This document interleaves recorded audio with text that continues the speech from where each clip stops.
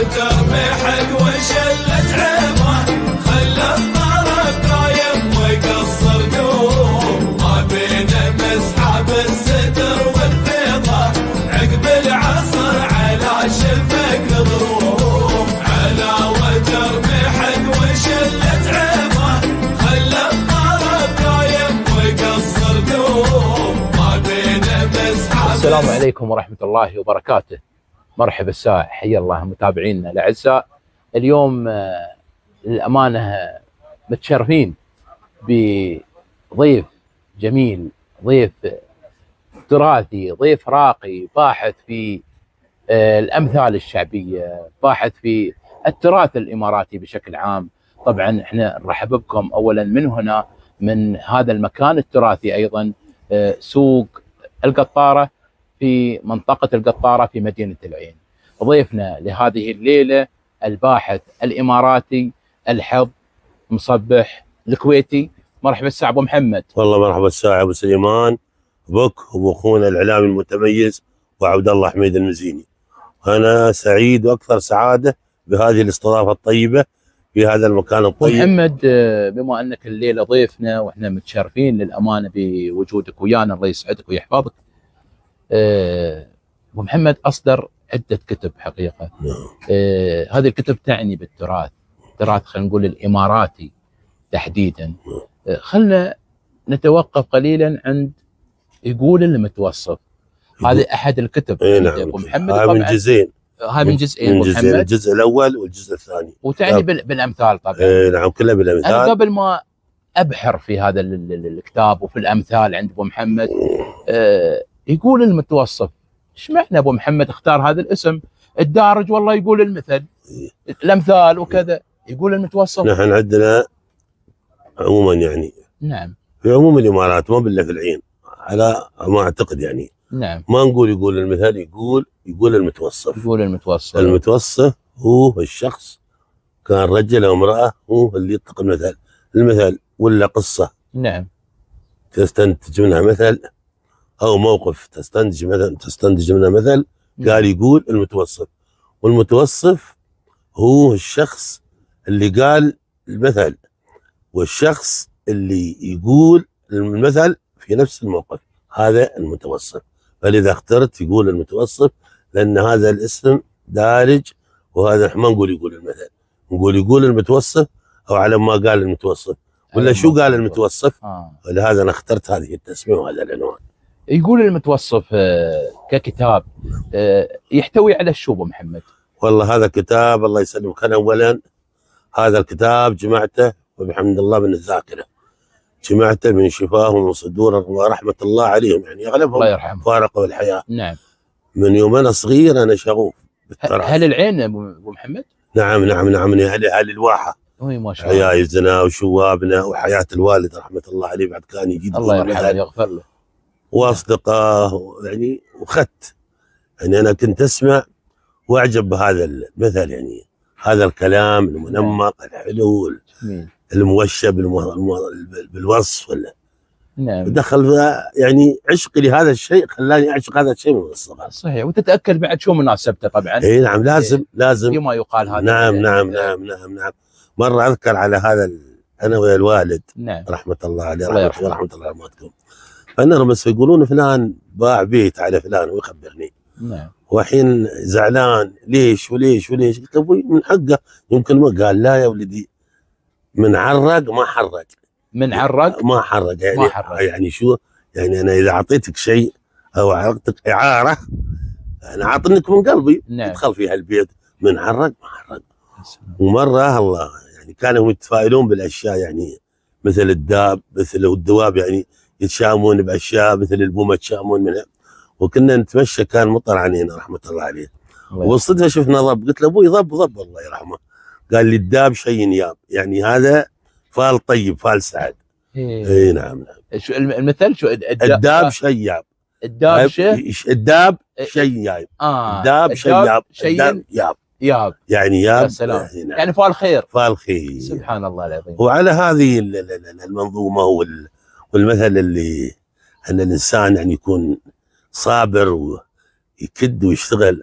هنا مثل ما كتب ابن المقفع في دليله ودمنا، نحن بعد هنا اصلا خلينا الحيوان يتكلم، وهذا حوار دارج بين عجلة الحمارة وضبعه. نعم. فالحمارة تحتضر بتموت، نعم. والضبع منتظر الموت. فالحمارة عشان تقول للضبع خليني وسبيلي، قالت لها انا لا تريني اموت، انا موتي ونيه، وني في اللهجه الدارجه في العين البطيء. قالت لها بعد انا من الرجال خليه، انا ما عندي شيء، بتموتين انت في اي وقت انا باكلك. يعني خلي هي بتريات.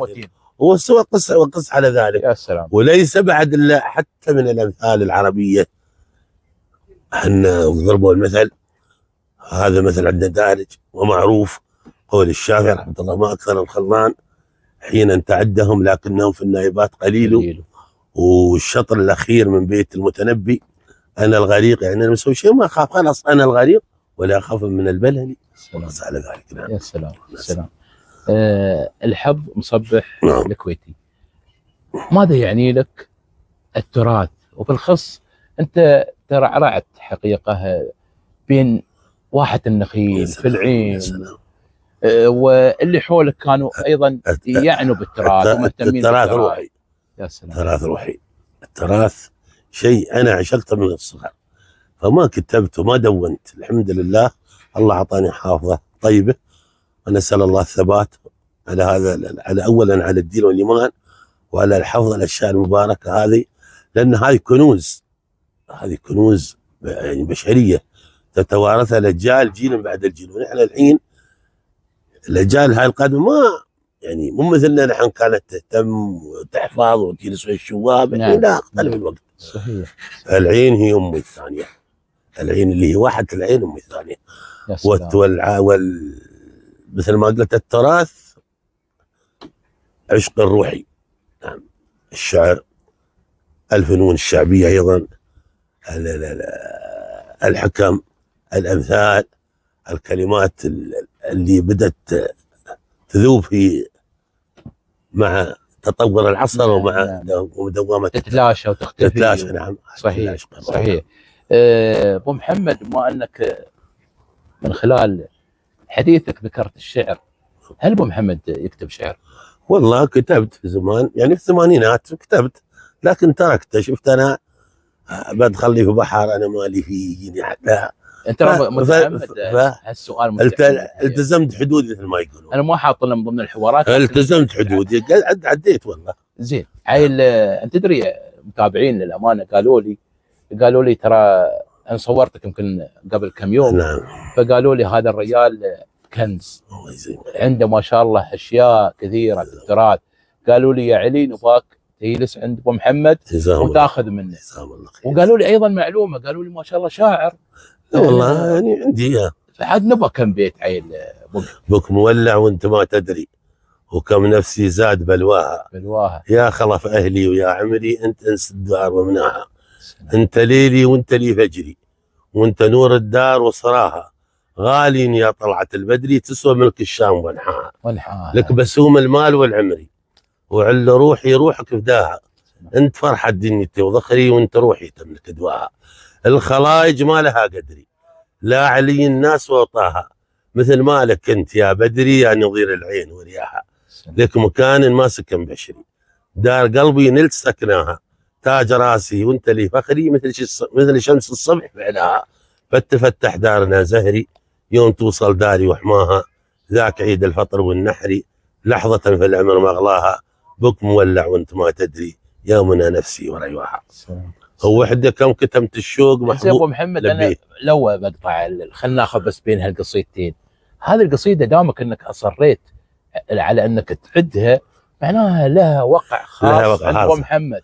هاي القصيده عديتها في 1985 ولها ذكرى ومن الذكريات الجميله. انا حتى في الانستغرام كاتب الحظ من فرحان عاشق الذكريات. يا سلام. وهذه القصيده صراحه لشخص يعني شو بقول لك، هواي بعد وحده كم كتمت الشوق محبوبي وباح، واعتراني بالحشاعوق الغليج، من مصاب الود زادت بي جراح، في عميج القلب ابراهيم اطيج، العمر يفداك وفي دمي مباح. يا عزيز النفس يا اغلى رفيج، منك يكفيني التولع والمزاح، واسعد برؤياك يا نور الفريج. عطني عهد المحبة والصلاح، بوهبك عمري أنا تراني شفيج، أنت حبي وأنت ليلي والصباح، وأنت مطلوب المودة يا رفيج، تسوى أرض الله من سهل وبطاح، من محيط الهند إلى أرض الخليج. سلامة الله الله.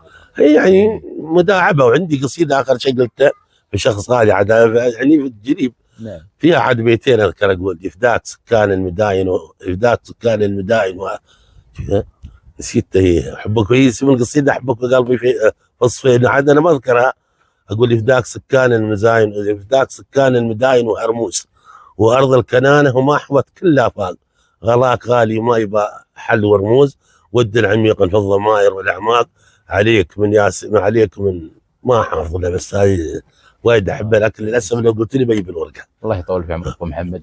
أبو محمد، إحنا راح نختم هاي المقابلة، ولكن في نهاية المقابلة أنا عندي رسالة. الرسالة الأولى نبغى نوجهها لجيلنا، عيالنا الحاليين، شو الجيل الحالي، شو تنصحهم، شو تقول لهم أبو محمد؟ والله أتمنى من الجيل الحالي أن الحين الحمد لله الكتب متوفرة، نعم. والدولة تسعى لإحياء التراث، نعم. يحضرون المبادرات والمحاضرات، ويحاولون إذا يسمعون كلمة قديمة من الكلام يكتبونها، يسألون أبوهم يسألون أمهم، ما يركضون بس ورا اللهو والتليفون والإنستغرام والواس. يعني هاي كنوز، هذا شيء غالي، هذا شيء ثمين. اليوم هذه الناس حاضرين، وحملة هذا نحن ما ندري في يوم وليلة سبحان الله بنادم يخرف، بنادم يصاب بالشلل، بنادم يصاب يعني بعدم النطق، فتروح هاي يا ما كنوز راحت. صحيح. يا ما كنوز راحت. يعني شوف هاي الامثال اللي قيلت والحكم ولا لا هاي حرام تنثار. الشعر القديم شعر بن ظاهر، يعني الاشعار مثل هذا اللي يقول لك يمدح الاجواد، يقول ليواد شر، هاي قدم الناس مثل ليواد شروى الدوح تلقاه بهالذرة، والانذال شروى الشمل ماي اللي يابها، ليواد لو هزلت فيها عرامه، والانذال لو سمنت معايا ارشابها، ليواد مثل بندر في وسط غبه، والانذال لا تدري ولا ينذرابها، ليواد صندوقين مسك وعنبر، فكيت بابها ياكم بابها، وسلامة راسك يا مسلم. الرسالة الثانية، أبونا زايد الله يرحمه الله يرحمه وصانا على المحافظة على هذا الأرض، على التراث. نعم، وقال كلمة المشهورة يعني 70 مرقد في الجنة. اللهم آمين. قال: من ليس له ماضي ليس له حاضر. هذه الكلمة أو هذه العبارة شارحة نفسها بنفسها، أن الإنسان نهتم بالتراث، ما بالله بس المعنوي، القصيد والأمثال، حتى المباني، السكيك، كل شيء، الشجر القديم، هذا كله، لأن التراث شقين، مادي ومعنوي، فنحافظ على المعنوي والمادي في نفس الوقت. متابعينا الأعزاء، كان لنا هذا اللقاء الجميل الراقي مع إنسان راقي للأمانة، مع الباحث في التراث الإماراتي الحظ مصبح الكويتي. مشكور أبو محمد. لا والله يعني أنا أتمنى أني قدرت أعبر أو أن أوصل رسالة، هذا أنا أتمنى. كفيت ووفيت أبو محمد، وأنا ممنون أي حد بيسأل وأنا أقدر على هذا، هذا طيب. الله يطول. بس عذرونا في القصيدة الثالثة ما حافظ، قلتوا لي بجيب الله يسلمك. يعني سلامة. مشكور محمد.